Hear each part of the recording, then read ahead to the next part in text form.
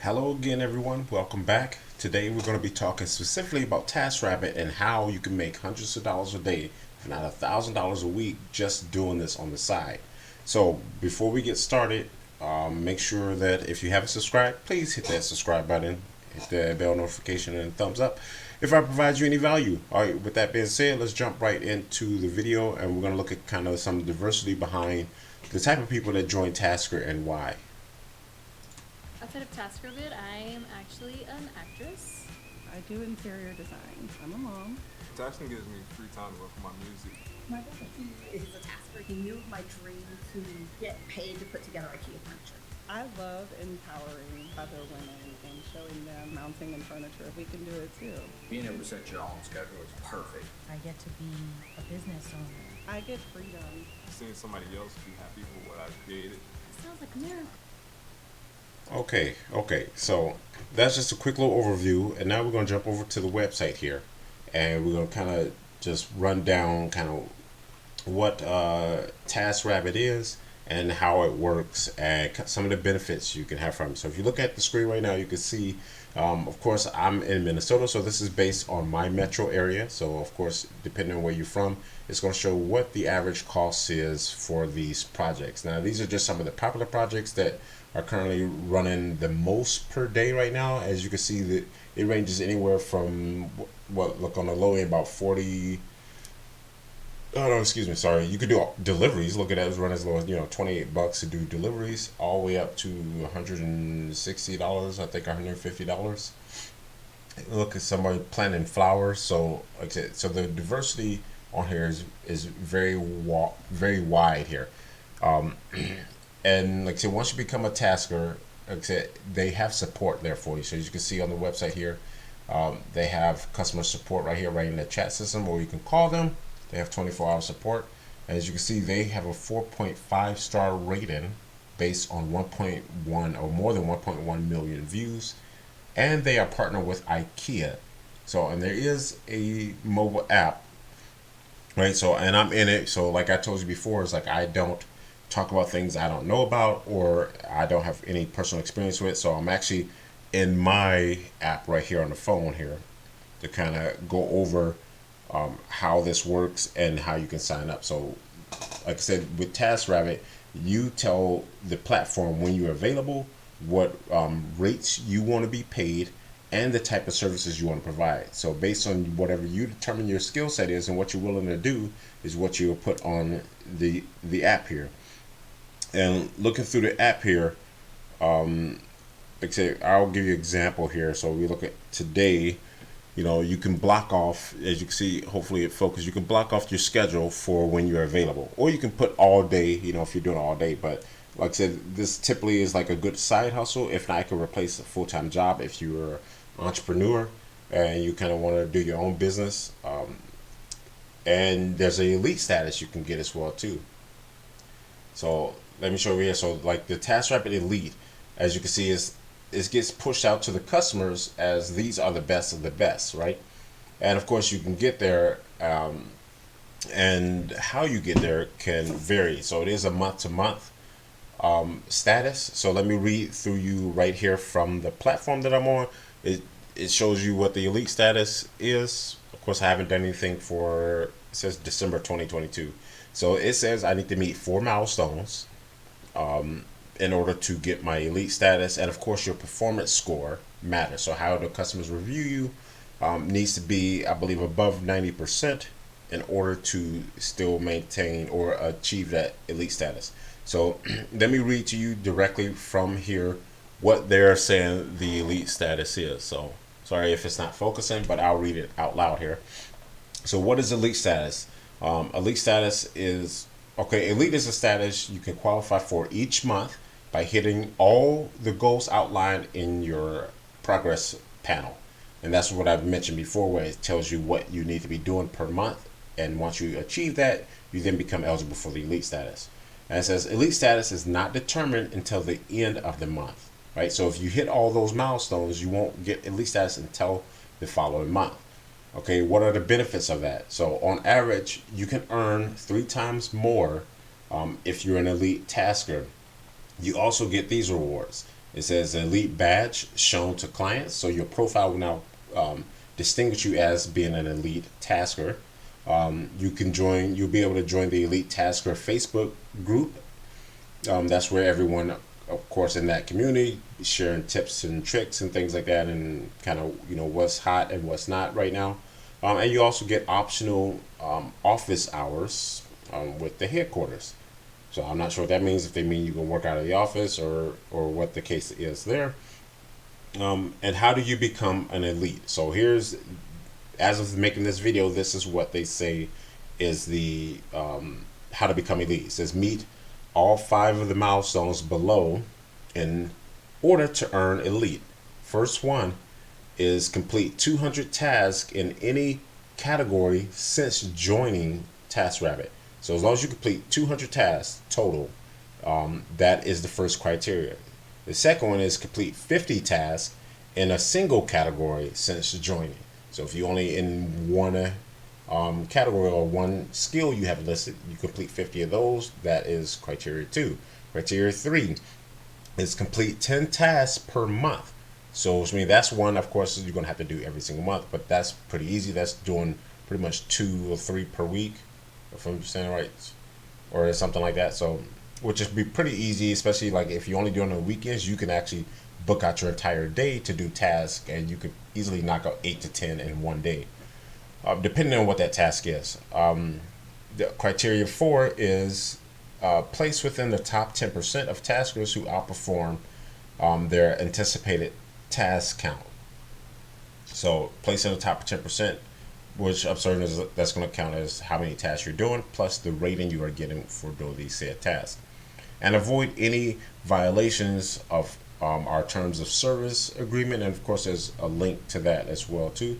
So let me read the one last thing is about the performance score, so you understand what that is and how that works. It says taskers who accept a complete task at a higher rate than other taskers in their city will have the best chances to meet or exceed their anticipated task count and earn a high performance score. Your anticipated task count represents the number of tasks we estimate you could have completed in the past 30 days, a calculation based on local market demand and tasker availability. View this anytime on your analytics dashboard. So that's another excellent benefit here is you have your own analytics. You can see what you've earned for the current month so far. You can see what your reviews are, see what your current star rating is, and how many reviews you've had. You can always add and take away skills on your platform as you see fit. And they also have a benefit here down at the bottom that has a learn option, which brings you to the this tasker blog where pretty much other taskers list kind of their do's and don'ts and all the one-on-ones based on the fields that they are currently working in. If I just a quick glance here, there's one for holidays and seasonal demand. If you want to learn more about mowing with yard work, there's a couple blogs on there about that. Getting familiar with moving tasks, so they'll kind of go over kind of what to expect, type of tools and supplies you need, protective equipment if necessary, things of that nature, so you can kind of go on to your first task and you'd be successful right away. And of course, there's other things about installing curtains and blinds. And don't get me wrong, like a lot of these things, some of these will require skills, but for the most part, there's jobs you can do like just standing in line for someone, it's like because they don't want to stand in line. So think about like Black Friday coming up, maybe somebody wants to buy that new PlayStation 5 and they don't want to wait in line for 4 hours. You can stand in line for them.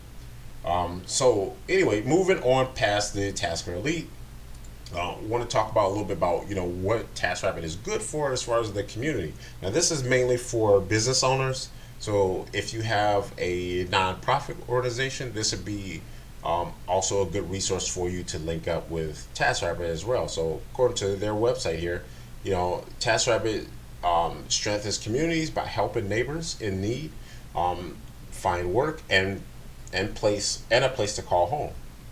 Right? Okay, and they support grassroots organizations, so they give grants and TaskRabbit credits to community nonprofits that help people get back on their feet with work availability or with work opportunities and shelter. They create work opportunities. They partner with community-based organizations to help people in need um, earn a meaningful income as taskers on the platform. They're connecting community leaders or connecting volunteers to local needs through Tasks for Good.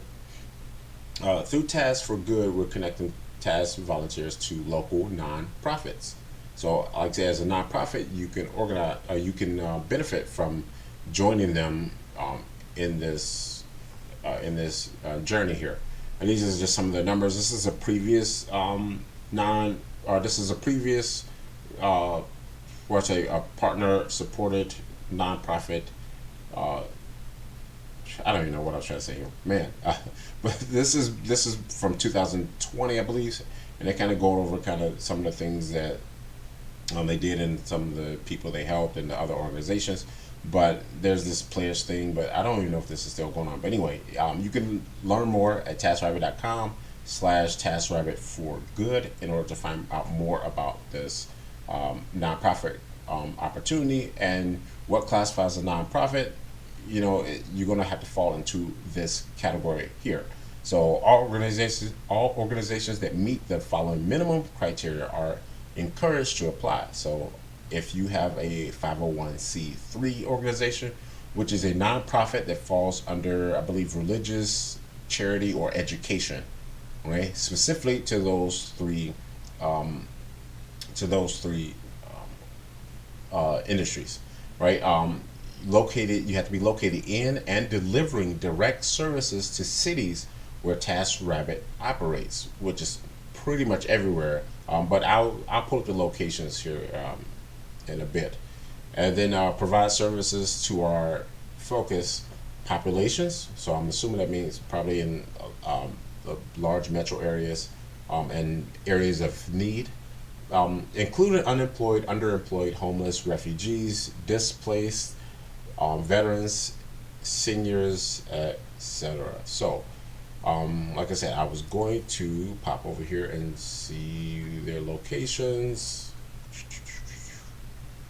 Oh, right here. Okay. So you can see this is basically all of the areas that they operate out of. They even in other countries, as you can see here: United Kingdom, Canada, France, Germany, Spain, Portugal, and Italy. And these are some of the major states or major cities in said states that currently have TaskRabbit and support TaskRabbit. So if you fall into any of these categories, you can work for TaskRabbit. And the last thing I want to show you is, like, these are some of the services that they do offer. So as you can see, is I went and take a look at the full list. So you can see, like, there's featured tasks, which are usually the ones that are hiring the most, and they have that high demand. Cleaning services is one of the big ones we talked about before. And as I go through these, I'm just going to glance over them a little bit. Keep in mind that, like I said, if you have more of the entrepreneur mindset, you don't have to be doing these tasks either. Like, keep in mind, like, what if you can hire some of these out? You can set your rates to have a little bit overhead, and then you can kind of hand these out to like a third party. And that's generally how, like, general contractors do. That's basically what you could be doing. So you can outsource this to other people. So say once you know someone, who likes to, help move people, or help people load trucks, or assemble, furniture at IKEA, mount TVs on the wall or mirrors. You can charge $35 an hour, and you can hire somebody at $25 an hour. Or in the case you don't have to lift a finger, right? But anyway, so there's some handyman services here. Here's the moving services. Now this is the full list. Again, this is going to be on taskrabbit.com /services, and you can go through this list and take a look at every single thing on this list and see what skills you want to add, and then services you want to offer. So here's the furniture assembly. You have mounting and installation. Here's cleaning. And again, like I said, a lot of these already have like tutorials and other taskers in the community who will let you know kind of what they how they got started and kind of the supplies and things that they needed in order to do that, and maybe some common practices that they employ when they're out there on the job. A few more. You got shopping and delivery. You got IKEA services. So this looks like this is directly through IKEA. You have yard work, which depending on where you're at, because like where you're here, it's like the leaves are falling. So you got like leaves you can rake. You can still, I guess, cut grass for a few more weeks here. You got holiday help, so gift wrapping. No, I didn't even know that was on here. So you got gift wrapping. You can hang Christmas lights. And I actually know people who do that. They hang Christmas lights, and they do that year round, and they make a lot of money doing that. Granted, but hopefully you're not afraid of heights if you're going to be doing something like that.